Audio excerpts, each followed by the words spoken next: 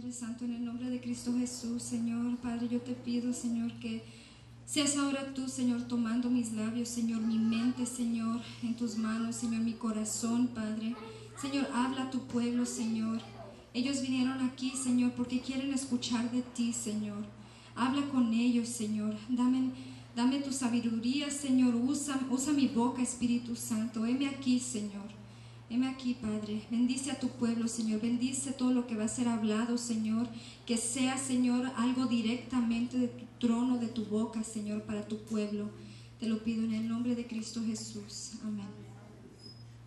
Ok, pueden abrir sus Biblias en Lamentaciones.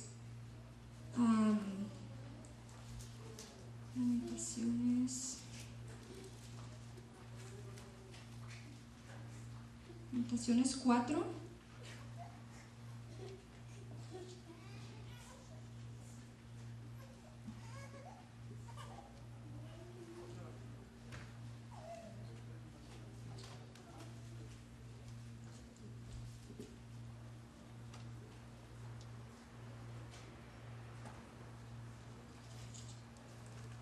Perdón, hermanos, Lamentaciones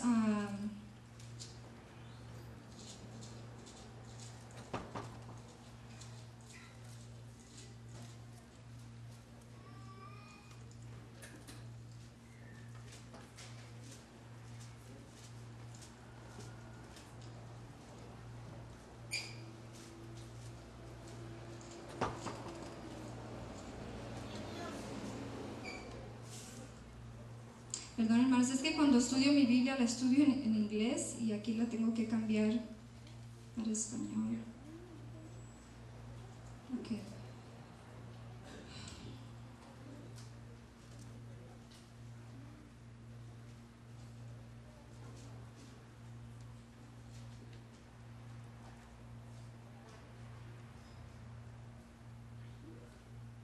Ok. Lamentaciones 3 a 3. Vamos a comenzar del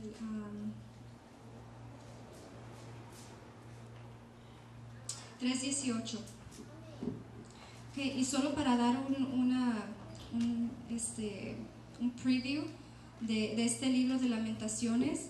Lamentaciones es un libro de la Biblia, ¿verdad? Muy, muy cortito, que fue escrito por el profeta Jeremías. Okay. El profeta Jeremías fue conocido como el profeta llorón, the weeping prophet, pero él lloraba de agonía por el pueblo de Dios que había caído en rebelión y en pecado con Dios. Por eso él lloraba de agonía. Y él, creen los estudiosos de la Biblia, que fue el que escribió el libro de Lamentaciones. Y el propósito del libro de Lamentaciones es para traer hacer al pueblo que reflexione. Porque en los primeros capítulos de Lamentaciones vemos, si usted mira en los títulos de su Biblia, tristezas de Sión, la cautiva, habla mucho lo feo que Jerusalén, pues el pueblo de Dios fue destruido, ¿verdad? Fue destruido por causa del pecado, ¿verdad? Porque cuando el pueblo de Israel andaba bien con Dios, ellos tenían victorias, pero cuando se alejaban de Dios, ellos se los llevaban cautivos. Y aquí en Lamentaciones fue el periodo más feo, porque aquí los del rey Asiria, los enemigos, vinieron y destruyeron al pueblo de Dios, a Judá, y destruyeron también el templo, y toda la ciudad de Jerusalén quedó destruida, quedó totalmente destruida. Entonces en los primeros capítulos miramos pues básicamente el juicio de Dios sobre su pueblo, ¿verdad? Todo lo que como Dios la abandonó y la personifica como una mujer, pero no está hablando de una mujer, está hablando de Jerusalén, que es el pueblo de Dios, ¿verdad? Entonces ya después en el capítulo 3, si ustedes ven en el título de su Biblia, dice esperanza de liberación por la misericordia de Dios. Entonces en eso nos vamos a enfocar, porque ¿cuántos saben aquí que Dios había hecho un pacto con su pueblo, con Israel, ¿verdad? Y aunque los estaba disciplinando, esa disciplina o ese juicio que llegó a ese pueblo fue por el amor de Dios, porque ¿cuántos saben que una manera de que Dios demuestra su amor con nosotros es cuando nos disciplina? Esa es una manera de Dios muestra su amor para con nosotros, cuando muestra su misericordia con nosotros, cuando nos protege, pero también cuando nos disciplina, Dios está mostrando su amor. Entonces aquí vemos este profeta Jeremías. Al principio estaba bien triste, ¿verdad? Pero luego él se empieza a recordar, él empieza a traer a memoria las verdades de quién Dios era, y empieza a recordarse que aunque la tragedia estuviera pasando en el pueblo de Dios, Dios no los estaba, no envió su juicio para destruir a su pueblo. Él envió su juicio porque el pueblo de Israel se rebeló contra Dios, y Dios es justo, ¿verdad? Y estamos hablando en el Viejo Testamento, ¿ok? Estamos hablando en el Viejo Testamento, todavía no había venido Cristo, estamos en el Viejo Testamento, pero Dios es justo, Dios es amor, pero también es justo. Entonces vemos que en los primeros capítulos Jeremías está relatando toda la desgracia que cayó en el pueblo de Israel. Yo les aconsejo que lean los primeros, es un libro corto, pero yo estuve leyendo el primer capítulo, el segundo capítulo, hasta el 3, y en los primeros 2 es algo bien triste, de cómo el pueblo de Israel, pues Dios en cierta manera, pues trajo juicio sobre ellos, ¿verdad? Pero Dios hizo un pacto con su pueblo, ¿verdad? Y Dios no se puede negar a Él mismo. Dios no es mentiroso. Lo que Él promete, Él cumple. Y Dios les prometió, tiene un pacto con el pueblo de Israel.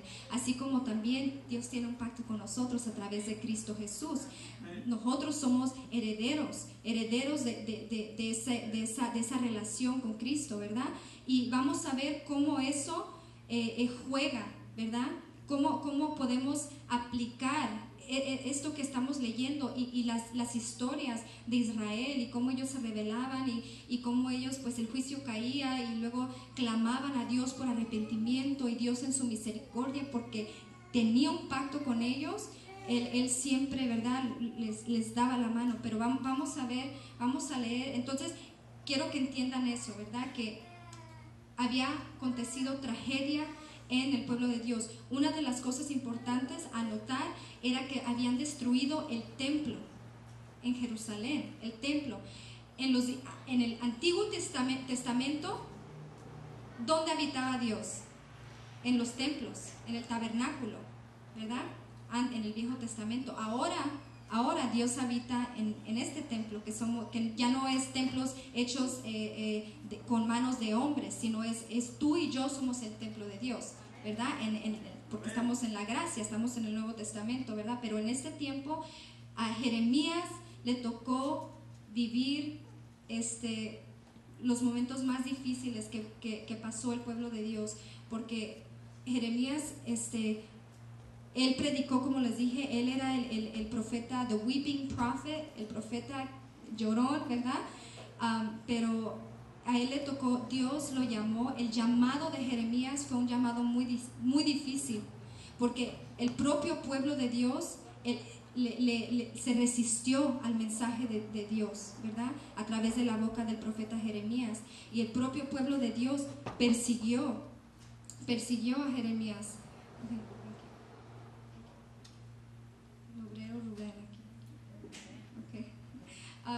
Entonces a él le tocó un ministerio muy, muy duro, ¿verdad?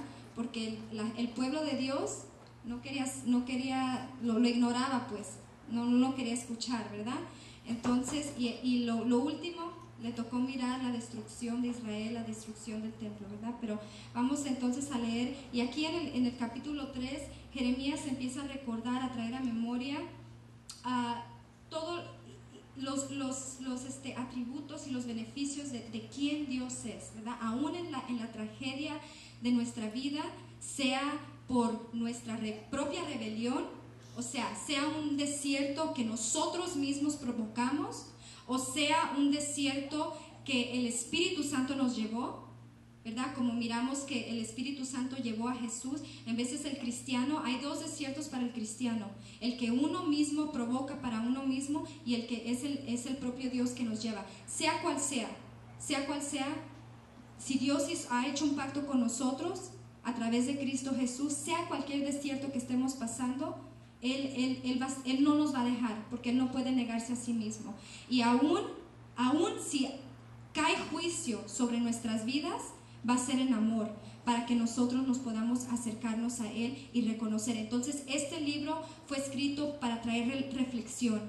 ¿Y cuántos saben que cuando leemos la Biblia, uno de los propósitos de leer la Biblia es que nosotros reflexionemos, ¿verdad? Porque si no leemos la Escritura, no podemos saber cuáles cosas son malas y cuáles cosas son buenas, o sea, agradables a Dios. Sabemos, Dios nos ha dado, a cada ser humano, Dios nos dio una conciencia. Hasta los incrédulos tienen conciencia y saben lo bueno y saben lo malo, ¿verdad? Pero nosotros como cristianos, si queremos saber los pensamientos de Dios, tenemos que leer la palabra. Y cuando leemos la palabra, nos trae convicción, nos hace reflexionar, ¿verdad? Entonces, este libro de Lamentaciones fue uno de los propósitos de él, fue para hacer a nosotros reflexionar.